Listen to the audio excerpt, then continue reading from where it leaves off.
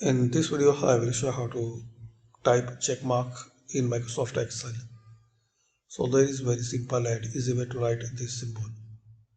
Click on insert, then symbol. In this font list, you have to find out this Windings.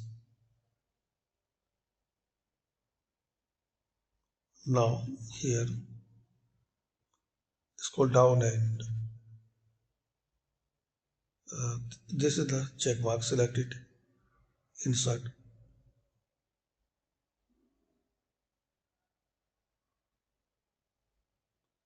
You can see this is the character code to find out this 253.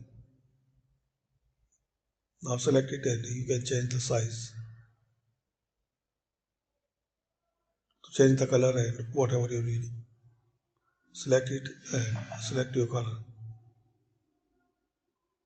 So thanks for watching. Comment this video useful for you.